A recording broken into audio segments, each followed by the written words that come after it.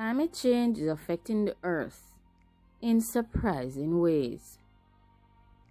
There have been an unprecedented amount of ice loss in Greenland, and this has broken the record of any previous ice loss in Greenland. Scientists and researchers have stated that the loss of ice in Greenland have increased again in 2019, and this time it has broken the previous record by 15%. A new analysis of the loss of ice in Greenland has stated that the scale of the melt was unprecedented, in records dating as far back as 1948. High-pressure systems that became blocked over Greenland last summer were the immediate cause of the huge ice losses in Greenland. The researchers have said that ongoing emissions of carbon are pushing Greenland into an era of more extreme ice melting. Over the last 30 years, Greenland's contribution to global sea levels has grown significantly as ice losses have increased as a result of melting. An international report on Greenland that was released in December 2019 has provided a conclusion that land is losing ice 7 times faster than it was during the 1990s. The current study shows that the trend is continuing. Through the use of data from satellites as well as climate models, the researchers have concluded that through the entire year of 2019, Greenland lost 532 gigatons of ice, and this is a significant increase on 2012. Researchers say that the loss is the equivalent of adding 1.5 mm to global mean sea levels, approximately 40% of the average increase or rise in one entire year.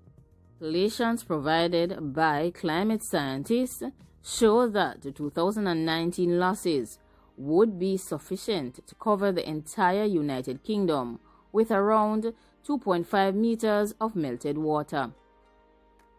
In 2019 and 2012, these 2 years were marked by the blocking events, where there were disturbances in the jet stream, and this saw high pressure systems become stuck over Greenland, resulting in enhanced or increased melting.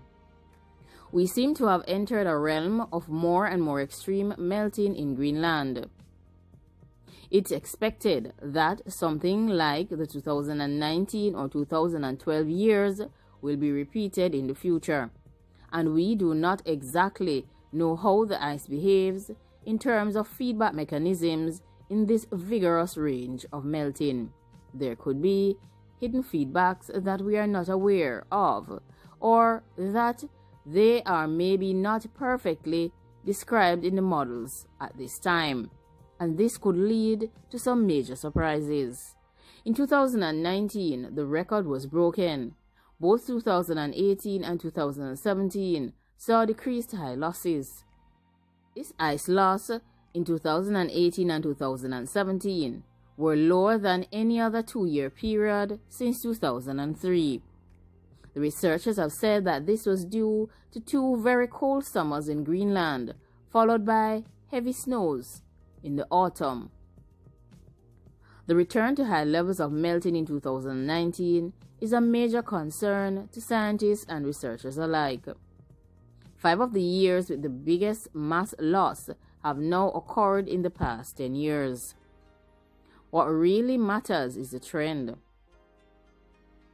And that trend is shown through the IMBY, or the Ice Sheet Mass Balance Intercomparison Exercise project, and other work is tracking the high end of projections.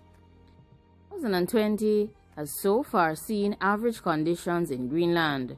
The overall impact of the massive ice losses seen in recent years could have major implications for people living in low-lying areas across the world. The result for 2019 confirms that the ice sheet has returned to a state of high loss, in line with the IPCC's worst-case climate warming scenario.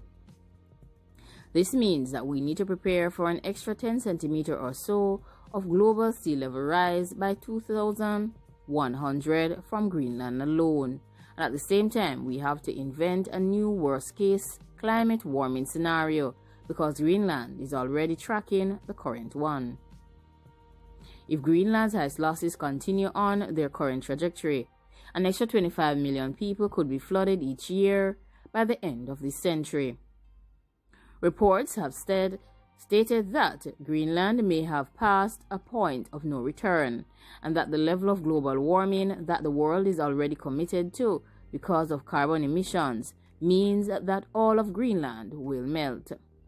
Perspective may be correct, however, Greenland's fate still lies in the hands of humans.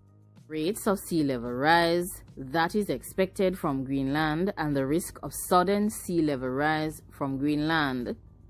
If this is drastically reduced, we can stay below the warming limits.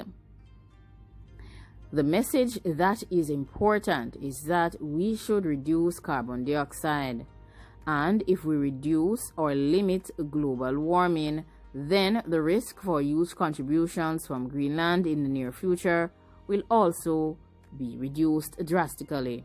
Like, comment, share, and subscribe. Thanks for watching.